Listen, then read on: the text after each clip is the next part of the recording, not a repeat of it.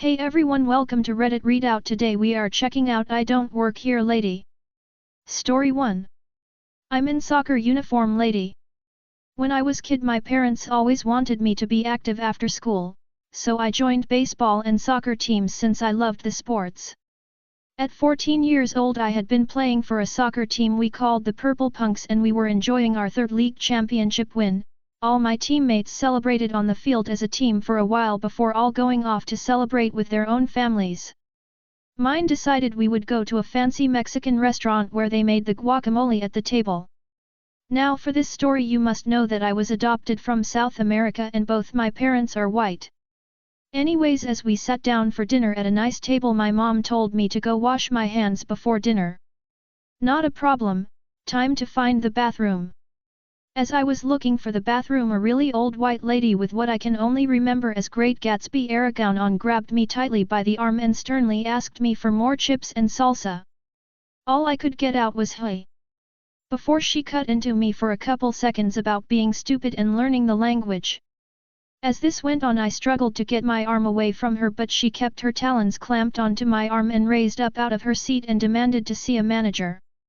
Now I don't remember if she was with someone else or not, but once the manager came over to see what the problem was.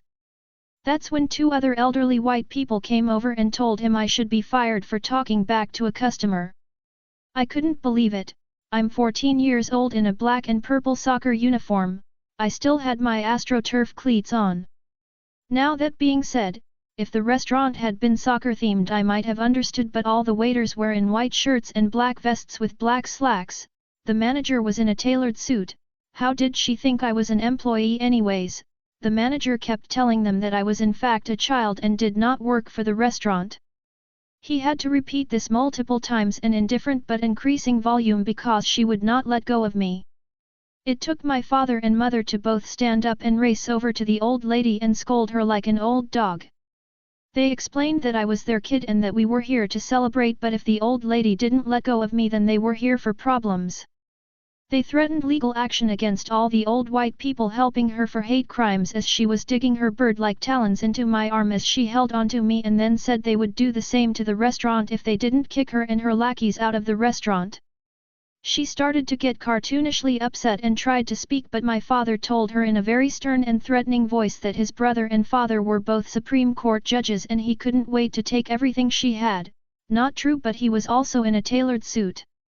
He even threatened to take her casket when she died. Damn you, go dad. All three of them were then told to leave and never return. As they left, my father then turned and apologized to the whole restaurant and the staff for the racket and disgusting display of racism the old lady had displayed.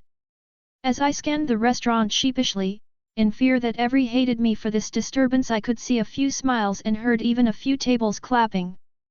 The restaurant offered to cover our meal in fear of legal action, but we paid anyway and left a huge tip. I remember asking why my dad tipped so much and he said that the staff had probably been dealing with that old lady far longer than we had, so I was only right, they got compensation for that. Sorry to ramble. I don't work here lady. Story 2. Oh, she don't work here. I was working at a university facility in the middle of nowhere, and I dipped into town to get some pens and notebooks at Shopko. This Shopko was an understaffed ghost town. I waited at the register for a cashier. Excuse me. Excuse me. I look over and see the dorsal plumage of a wild Karen, with a stern expression, like she was ready to throw a screaming fit. Before I could open my mouth, Karen's husband said, cool as a cucumber, with a pronounced upper Midwest accent, think Fargo? Oh, she don't work here. Karen calmed down and they walked away as a cashier approached. Story 3. Lady confuses my friend for a Six Flags worker. Today I went to Six Flags with a friend, and as some of you know, there's this thing called the Flash Pass. Makes you go through ride lines faster, whatever. My friend is wearing a blue Animal Crossing stock market shirt, cargo shorts, and a hoodie around his waist. This is important because the normal Six Flags employees wear blue polos with the Six Flags logo on the right breast, whereas the Flash Pass employees wear red polos with the Flash Pass logo on the right breast. We're sitting in the shade of the Flash Pass building, where you get/activate your flash pass when a woman walks up to us and says, "Do you know how I activate my flash pass?" We both look at her and he says, "What?" A look of mutual confusion passes over her face and she repeats, "Do you know how I activate my flash pass? I bought it online." After a cursory glance and a moment of reflection she then says, "You don't work here." To my friend. He nods his head and the lady walks away. Just wanted to give y'all a palate cleanser from all these stupid Karens. Story 4. Lady says I am a useless worker when I don't even work at the place and then tells me I should go back to my country. I was just getting food at a store while my dad was waiting in the car for me. As I am about to leave, a woman approaches me asking me where something was. I didn't know that she was talking to me, so I just continued what I was doing. Then she grabs my hoodie and starts yelling at me for ignoring her. I tried to explain I did not know she was talking to me, but she cut me off. This store should fire useless workers like you that should go back to your country. A manager heard this and kicked the lady out of the store, while she was still cursing and screaming that I should go back to my country. The manager apologized for the lady and gave a 25% discount on my purchases. I left that store with the biggest smile on my face. Story 5. Do you know where the suppositories are? Today I had an early morning dental appointment to get a routine cleaning. Knowing I was going to get drops of water and bits of the special toothpaste spattered all over me, the new dental hygienist asks me to operate Mr. Thirsty all myself. I didn't take any special care with my appearance, hair in ponytail, no makeup, t-shirt, jeans, Crocs, and I was out the door. Grateful to have had an uneventful visit to the dentist, I decided to stop at Target on my way home. In one aisle I stood with my cart half full, contemplating brand options. A woman rushing past me stopped abruptly, turned and said, "Do you know where the hair brushes are?" Happy to be helpful, I said I thought they were over that way, this side of the pharmacy. The lady said thanks, and quickly explained that the Target she usually shopped at seemed to be laid out differently from this one. I started to empathize by saying that, although I shopped here regularly, it was occasionally hard for me to remember where things were too, as the store had recently been remodeled and rearranged slightly, but she had already disappeared around the next aisle. After another minute's contemplation I made my choice.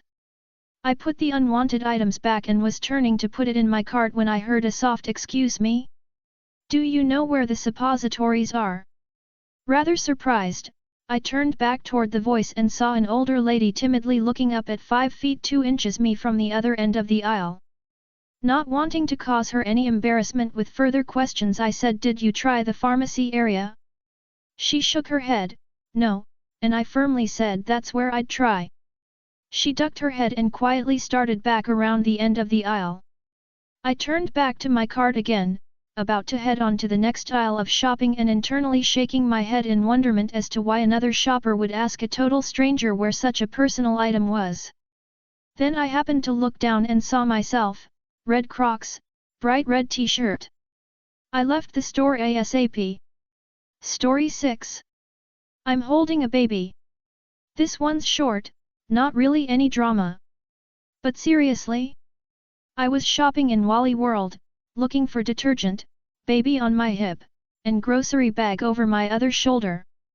An older lady walks by the aisle and asks, "Do you work here?" I say no.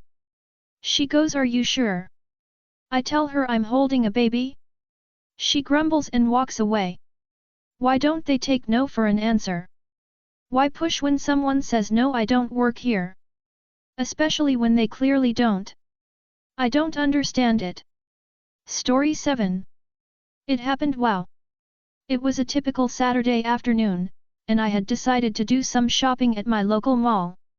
As I wandered through the crowded aisles, I suddenly heard a loud, angry voice coming from behind me. "Excuse me, but where are the shoes in size 10? I turned around to see an older woman with a stern look on her face. She was glaring at me as if I had done something wrong.